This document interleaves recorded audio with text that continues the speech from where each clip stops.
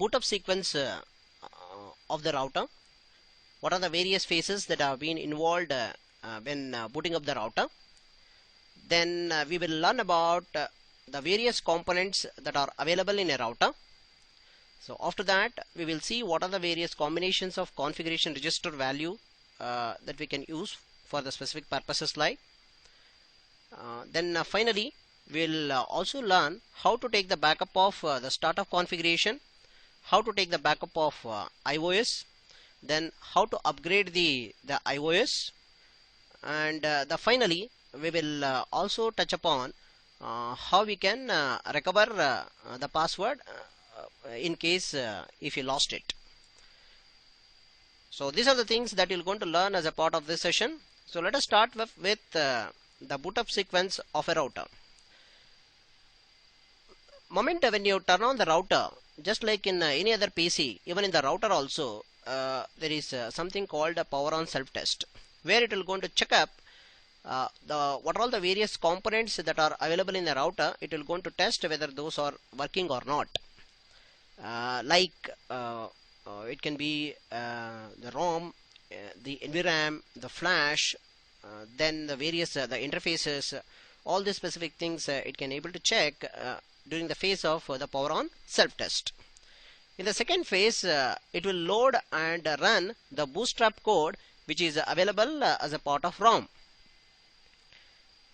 where the ROM will be having the mini iOS as well as the bootstrap code. Then finally it will try to locate where exactly is the iOS. The iOS can be located one in the TFTP server, or it can be located in the flash memory. So it will try to locate the iOS image and try to load that iOS software. By default, normally in the flash it will be in the compressed mode. It will get expanded and executed in the RAM. After that it will try to locate where is the startup configuration. By default, startup configuration is available as a part of NVRAM. It will load the startup configuration. If the startup configuration is not available in NVRAM, by default router will be enter into a mode called setup mode, which already we learned in the initial stage. After that you will going to get the user execution prompt where you can log into the router. So these are all the phases that are involved in booting up of a router, like power on self test, load and run the bootstrap code, find and load the iOS software, find and load the configuration.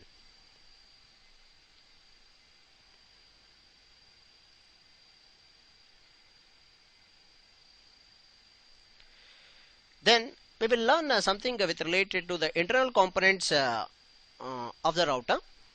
The various internal components of a router are the RAM, ROM, NVRAM, flash, and the various interfaces. The RAM, normally it will going to have the running configuration.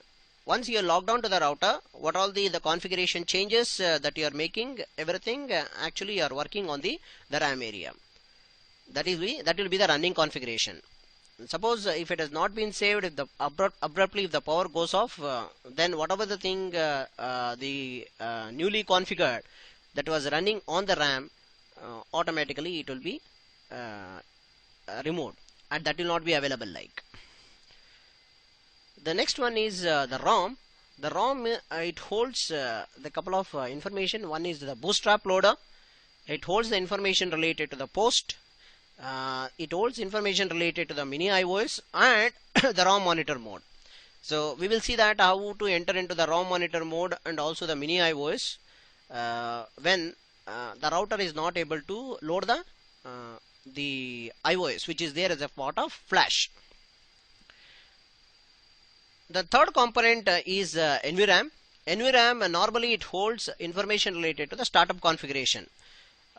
Once whatever the changes that you have made in the running configuration, before you restart the router, you have to ensure that those configurations should be copied into NVRAM. That will be a startup configuration. because startup configuration is the one which is actually get the loaded when the router reboots. Then the fourth component we are having the flash memory, which normally holds the IOS, the Internet Work Operating System. Internet Work Operating System. This is the like an operating system for the router, which will get loaded and provides the information, provides the prompt of the user execution, where you can enter into the user execution and go ahead for configuring the router. Then finally we are having the interfaces. There are various interfaces are available in a router, like LAN interfaces or WAN interfaces. LAN interfaces can be an Ethernet interface or a fast Ethernet port or a gig Ethernet port. Same way with the reference to the WAN interfaces, you may be having a serial port, you may be having a BRI port, you may be having a voice port. All these interfaces will be available on a router. It's all based on the model. Some models will support one or multiple, only one single fixed interfaces, or maybe supporting multiple interfaces. That we have learned with reference to modular and also the non-modular routers. Let us learn something with related to the configuration register.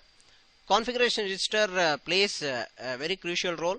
By changing the values of the configuration register, we can change the mode of booting of the router itself. The last two digits normally it talks about with reference to the various modes of booting of the router.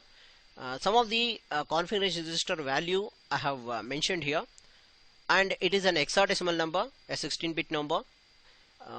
0x2102 is normally used for the normal mode of booting of the router, and 0x2100, which we are using for raw monitor mode, which can be used whenever you want to upgrade the existing IOS of the router, or if the router get crashed, you want to load the IOS from the TFTP server. For that purpose you can use 0x2100. Then 0x2101 be using as a mini IOS mode. Then 0x2142, which normally we are using for breaking up the password. Means we want to bypass the NVRAM and we can change the password, and we can store that password like. So we will see some of the exercises with related to the configuration register also.